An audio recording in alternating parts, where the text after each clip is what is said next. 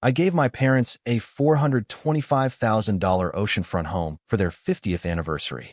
When I showed up, my mother was in tears and my father shaking. My sister and her family had moved in. Her husband approached my dad, pointed to the door, and screamed, "This place is mine. Get out."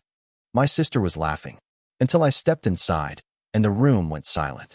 What do you do when the ultimate act of love becomes the ultimate betrayal? I thought I'd finally given my parents the peace they deserved, a beautiful home by the ocean. But when I drove up that day, I found my sister and her husband already there, bags packed, telling my mom and dad to get out. My blood ran cold. What the hell happened next? My name's Thomas, I'm 37, and I've always been the fixer. The eldest kid, the one who cleans up messes. My life as a neurosurgeon is a blur of 4 a.m. pages and operating schedules. I live out of a hospital locker and a suitcase at home.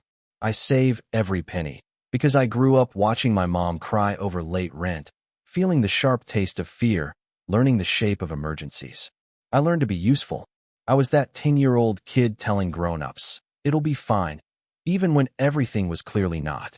2 weeks ago, my parents celebrated 50 years of marriage. I wanted them to have a real win, a place where the air smelled like salt and the floors didn't creak, somewhere that didn't remind them of coupons or secondhand furniture. I found it, a small blue house, a little crooked, but warm, with a white deck, 2 palms, and windows that sang when the wind pushed in from the bay. $425,000. I closed on it in their names, set up utilities, stocked the fridge, even hid a note in the silverware drawer that read, "Love, tea," for their late mornings and loud laughter. I told no one else, not even my sister. The day I drove down, cake and sparkling cider in hand, the ocean was clear and the sky was that annoying kind of perfect. I felt stupidly happy. But when I pulled into the driveway, there was someone else's SUV. That wasn't right. The front door was wide open, the screen banging in the wind. I stepped inside. My mother stood in the kitchen, dish towel clutched like a white flag, her eyes red. My father was hunched in a chair, hands trembling. Boxes were everywhere. Loud voices boomed from the hallway, and a child's cartoon blared in the living room. A TV I hadn't even turned on yet. I barely managed, "Mom," when he appeared, my brother-in-law, Kyle. Bare feet, beer in hand, football shirt. He planted himself in front of my father, jabbed a finger toward the door, and yelled, "This is my house. Get out." From the couch, my sister, Julia, laughed. "Relax, Dad. We're just getting settled." The plastic cake lid dug into my palm. Something in me went very, very quiet. I should explain. Julia is 2 years younger. Growing up, she was the artist, then the free spirit, then it's just a rough patch. My parents, God bless them, sacrificed, defended, minimized. I did what I knew. I covered. First, textbooks, then a semester, then a down payment for her first apartment, just until Kyle's startup lands. When the startup landed, it was on my wallet. Braces for her oldest? Me. A used minivan when the bank said no? Me. Co-signing a lease after an eviction? Me. My Venmo notes read like diary entries. Julia electric bill, Kyle job interview suit, school trip for Mia, rent again just this one last time.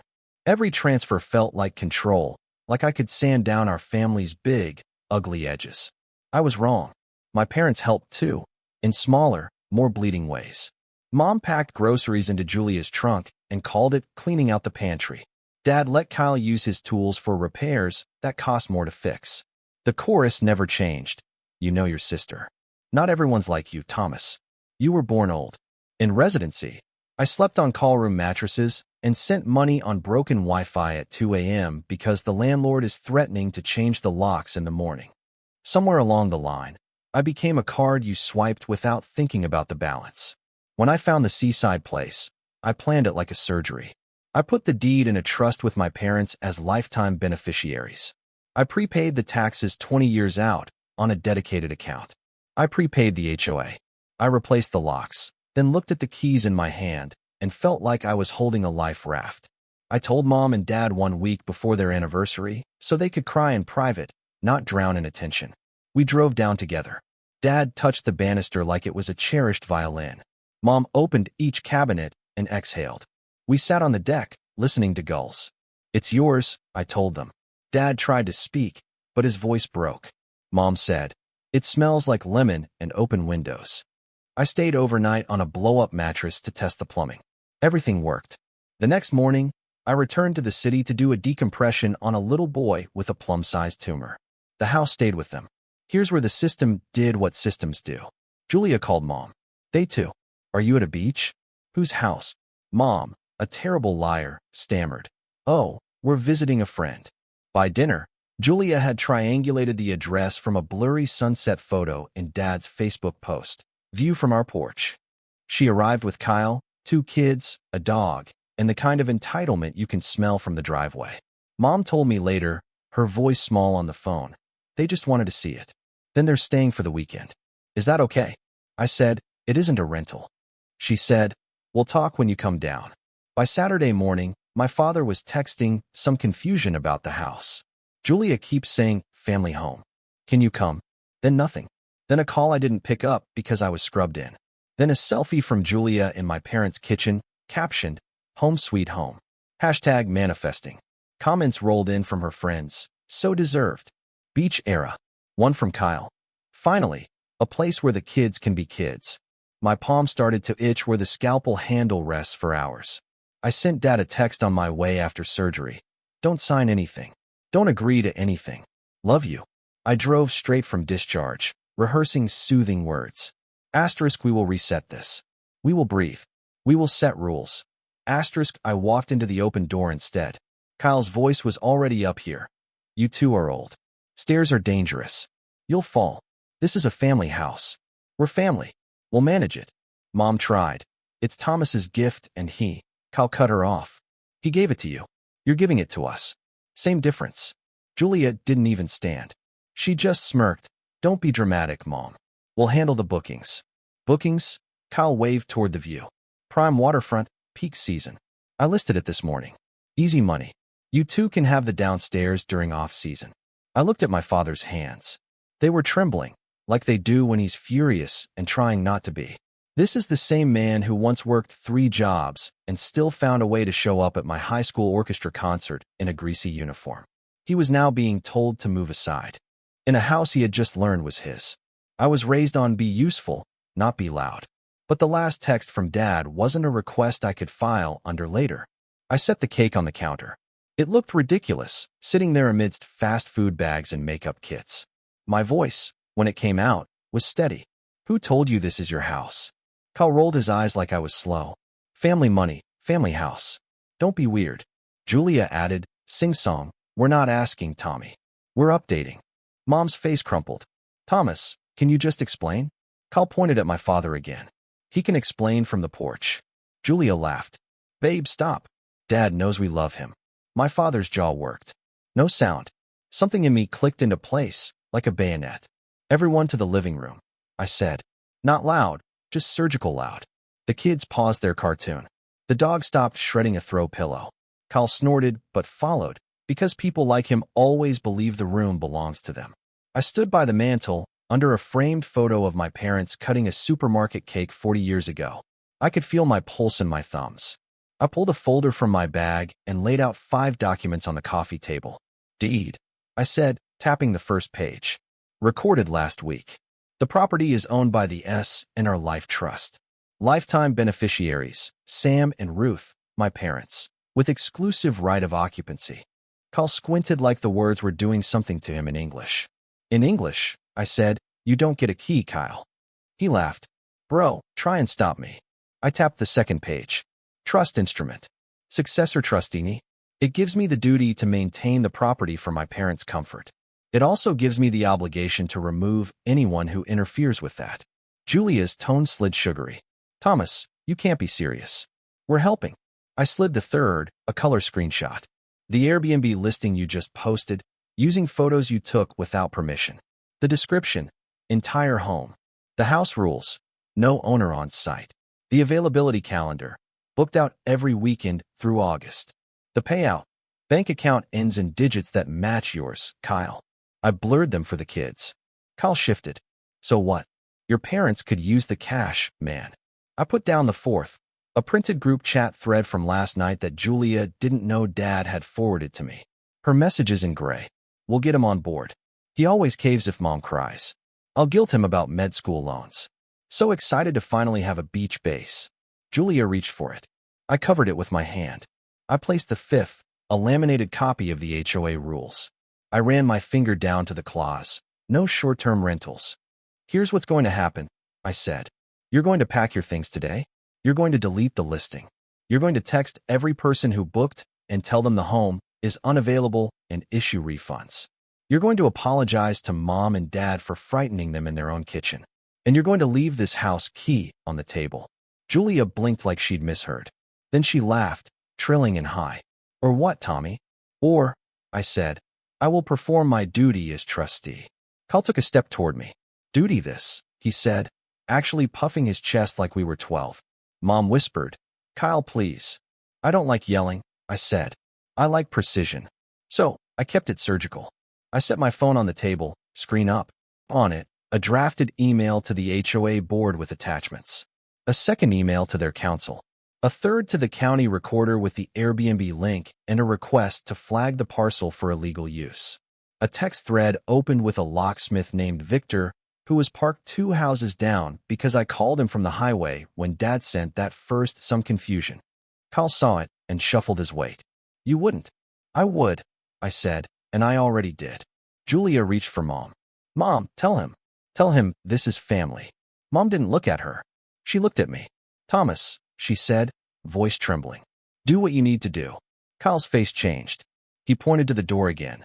The same stupid gesture that had lit the fuse. Old man out. I stepped between Kyle and my father. My hands were steady, because I've held brains that pulsed like birds. Point at my father again, I said quietly. And the only door you're going through is the one Victor is about to lock from the outside. Silence. Not even the cartoons. Julia tried a last angle. You're cruel, she said. You're abandoning your family. I exhaled. I am done being your wallet. That's not abandonment. That's a boundary. Kyle muttered. We'll see about that. He lunged for the folder. Maybe to grab the deed. Maybe to rip up paper like that could kill a trust. I simply picked up the papers, tucked them away, and turned to Dad. Dad, I said, would you like to stay in your living room? He swallowed. Yes. Then everyone who doesn't live here, go pack. No one moved. The doorbell rang. Victor. Right on time. It took 3 hours, because chaos always takes longer to unwind than to start. Victor changed the deadbolt while Kyle performed a quiet little tantrum in the driveway. Whisper yelling at Julia, kicking at the curb, calling someone to check a legal thing. The dog barked itself hoarse. The kids moved like embarrassed shadows, stuffing clothes into tote bags while half watching me, as if I might explode. I didn't. I sat with Mom at the kitchen table and made tea in the kettle I bought.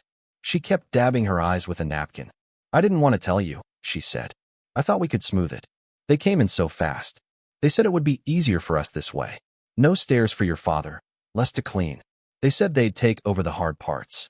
The hard parts, I said, are the parts that mean ours. She nodded. A small, guilty nod I know from every time she apologized for the weather. Dad stared out at the water. I thought I'd be stronger, he said. I should have told them to leave. You called me, I said. That was the strong part. In the living room, I opened my laptop, connected to my hotspot, and forwarded, canceling every illegal booking. I wrote each customer. Listing removed by owner. Refund issued. I attached the HOA rule for the one who threatened a review. I drafted a short letter to neighbors. You may have seen cars. There was confusion. There will be no short-term rentals at 20 Fork Spray. Julia tried to reframe it at least 3 times. First pass, sitting on a packed suitcase, face arranged into soft hurt. We were just excited for them. I wanted the kids to be around their grandparents more. You know how you work. Second pass. It makes sense if you think about it. You're never there. They're getting old. We're the ones with energy. Third pass. When I didn't argue, didn't bite, she went for blood. You think money makes you the parent, Thomas? It doesn't. You buy things so you don't have to be a person. I bought a house for our parents, I said. I didn't buy a permission slip for you to steal. She flinched at the word, then went cold. We'll remember this, she said. I hope so, I replied. Kyle refused to hand over the key. Come and take it. He smirked. which would have been cute if Victor hadn't installed the keypad lock 10 minutes earlier. I reached past Kyle, pressed 0-0-0-0, then reprogrammed it to a code Dad chose while Kyle watched all his leverage sink into the sea air. He tried another angle. "You think you're clever with your papers?" he said. "I know a guy. I know the county clerk," I said evenly. "And your guy is about to tell you a trust beats a tantrum." He stared at me like he was trying to decide if I was bluffing. I wasn't. When they finally carried boxes to the SUV, Julia paused on the porch. "You could have just talked to me," she said. "I have been talking to you for 10 years, I said. Her mouth tightened. "You'll regret this when they need help and you're not around." I looked at Mom pouring tea. I looked at Dad's hand, finally still on the armrest. "I am around," I said. "For them." They drove away. The dog yapped at the window like it had an opinion about property law. After they left, the house changed temperature. It was the same air, but not the same air. I could hear the ocean through the screen. I could hear my parents breathing. I went room to room with a trash bag, picking up juice boxes and a plastic tiara and 2 socks that didn't match. In the guest room drawer, I found a folded printout, Kyle's business plan. He'd estimated monthly profit at 5 times the HOA fine. In the margin, Julia had written, "Tom won't say no if Mom cries." I put the paper down like it was something sharp. Mom kept apologizing for the mess. I kept saying, "It's just crumbs." When the sun slid down, Dad took my arm. "Son," he said, "I don't know how to say this without sounding like I failed you both." "You didn't fail us," I said. "You gave us everything you had. You just gave too much to her for too long." "We all did." He nodded and didn't argue, because it was true, and the truth was a relief. I made a simple dinner. We ate on the deck. Mom told a story about her first apartment, the one with the mouse she named Bernard because he only came out on Sundays. Dad laughed. The laugh I only hear when he's not being careful for everyone else. My phone buzzed like a nest of hornets. Text from Julia. "You made Mom cry." From Kyle. "Cease and desist, Dr. Boy." From an unknown number that turned out to be Kyle's cousin. "We're coming down next weekend, right?" We already invited people. I put the phone face down and ate my salad. That night, I set the alarm system. I installed a camera on the porch with a ridiculous, smiling chime so even my parents would like it. I put the codes in a folder labeled Happy Things in big letters my father could read without his glasses. I left copies of the trust, the deed, and the HOA rules in a drawer called Boring Armor. On my way out, Mom stood in the doorway, her sweater pulled tight. "I'm sorry it came to this," she said. "I'm not," I said. "It needed to." The next week, everything wobbled like a table with one leg too short. Julia ran a loud campaign in the family chat. Thomas stole a house from the grandchildren. Screenshots poured in from cousins I barely speak to. Julia's Instagram stories, blank background, white text, "When money makes you cruel." Then a photo of my car in the driveway. "Some people think they can buy love." I didn't reply. I built a small wall. I called our aunt, who still says what she means. I explained in simple lines that the house belongs to my parents and will remain that way as long as they live. I asked her not to carry our pain like gossip. She said, "Finally, Thomas." And that was that. I wrote Julia and Kyle one email. Polite, firm, boring. I included 3 bullets. 1. All contact regarding the house goes through me. 2. You do not have permission to enter the property. 3. Any violation will result in action from the HOA and our attorney. I CC'd myself. I CC'd nobody else. I set the email as an auto-response to any of their future messages about the house. I promised myself I would not negotiate with a story that always ends the same way. 2 days later, a notification pinged. New booking request. Sea Spray Cottage. Kyle had relisted under a different account, with a photo of the back deck. I forwarded it to the platform's trust and safety with the deed and trust attached. 10 minutes later, listing removed. User banned. I didn't feel triumph. I felt like a janitor at a stadium after a game, just doing the work. Dad called me one morning to say the house smelled like toast and salt, and that he slept through the night for the first time in months. Mom sent a photo of her feet on the deck rail, ankles crossed, nail polish bright pink like when I was 5 and thought she was movie star beautiful. They looked light. In the background of all that softness, Julia kept scratching at the wall. She sent me a payment request in an app for emotional damages. She mailed my parents a letter that began, "As your primary caregiver," which was a sentence that had never been true. Cal posted a meme with a syringe and a dollar sign, like I stole organs for money. Their noise didn't change the air in the little blue house. One night, Julia called from a block number. I answered, because I'm either soft or hopeful. She went quiet when she heard my voice. Then she tried a new tactic, a whisper. "Tommy, listen. We're behind. Cal lost his contract. We're going to lose the apartment. The kids." I closed my eyes. There is a point where empathy becomes gasoline. "Julia," I said, "I will not discuss the house. So money matters more to you than family." She snapped, mask back on. "Boundaries," I said, "are how I can be family and not a bank." She hung up. I let the silence sit like a patient in recovery, monitored, protected, painful in a healing way. 2 weekends later, I drove down early. Coffee in a thermos, stethoscope still around my neck from habit. The water had that flat, silver look, like it was resting between breaths. I fixed a sticky door hinge. I put tennis balls on the garage shelf at the right depth so Dad could pull the car in without bumping the wall. I labeled the breakers, because Dad loves labels. Mom made pancakes, burned the first batch, laughed. We sat at the table and spoke about groceries, about the neighbor named Jan who leaves shells in a jar on the fence, about the pelican who refuses to be dignified. No one said Julia for an hour. It felt like a clean countertop. After breakfast, Mom touched my hand. "I'm going to talk to your sister," she said. "Not to argue, to say no. I'm not asking you to choose," I said, and I meant it. I'm not interested in that scorched earth thing where people declare winners. I wanted my parents to have a porch in peace. Mom smiled small. "It's not choosing," she said. "It's stopping the pretending." Dad cleared his throat. "I should have taught that better," he said. "I taught you to work. I didn't teach you to stop. You taught me to love and to stay." I said, "I'm just learning the without being eaten part." He laughed, low, grateful. I walked the perimeter and tightened the gate latch. I checked the camera angle.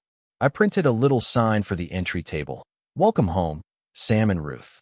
It felt corny and exactly right. Later, alone on the deck, I thought about the headline my sister would write if she owned my story. "I gifted my parents a house and ruined my family." That's not what happened. What happened is I stopped paying the troll under the bridge. What happened is I made a gift and then guarded it so it didn't become a weapon. I used to tell myself that handing out money kept the peace. It didn't. It kept the noise quiet while resentment fermented in the walls. Boundaries are louder at first. Then there's a hush no one can fake. The messages slowed. Julia pivoted to other audiences. Kyle found a new hill to throw a tantrum on. My parents started saying small no's that sounded like yes to their own lives. "No, we can't watch the kids this weekend." "No, we can't drive across town to fix your car." They started saying yes to early sandwiches, to naps, to pointing out boats with funny names. A month in, my niece, 16, all band tees and big eyes, sent me a DM that just said, "The house is pretty. Grandma looks happy there." I typed back, "Come visit with Grandma's permission." No bookings, just pancakes. She sent a laughing emoji and then, "Okay." A tiny truce with someone who didn't break anything. Last night, after a late case, I drove to the house because I needed to see it lit from the inside. Through the window, I could see my father reading in his chair, glasses slid down his nose, the same way he sat in our old apartment when the only light we had was the TV glow. Mom had a blanket over her lap and a puzzle on the table. The sound of the ocean climbed in and settled under everything like bass. I didn't go in. I stood on the sidewalk and let the quiet explain the point of all of this to me. Here's what I know now. Love is not covering someone's bad behavior with your body. It isn't congratulating chaos because the person causing it shares your blood. Love is a house with good light and doors that lock. Love is paperwork that holds when people don't. Love is telling your parents to rest and telling everyone else, "No, I am not their bank. I am not their scapegoat. I am not the emergency exit they pull when the fire they set gets hot. I am their son, a man with a job that asks me to be precise. A brother who finally learned that precision belongs at home, too. If my sister ever wants to stand on this deck and look at this water with our parents, she can. She can come with empty hands and an apology, not a business plan. She can be family without touching the thermostat. Until then, the house stands. The locks click. The gulls argue. The windows sing when the wind pushes in from the bay. Inside, my parents breathe easy. That's the moral, if there is one. A gift should not cost you yourself. And a boundary is not cruelty. It's the way love keeps its porch light on without burning down the neighborhood. What would you have done in my place? Have you ever had to draw a line with family like this? Tell me what you think in the comments below. I really want to know.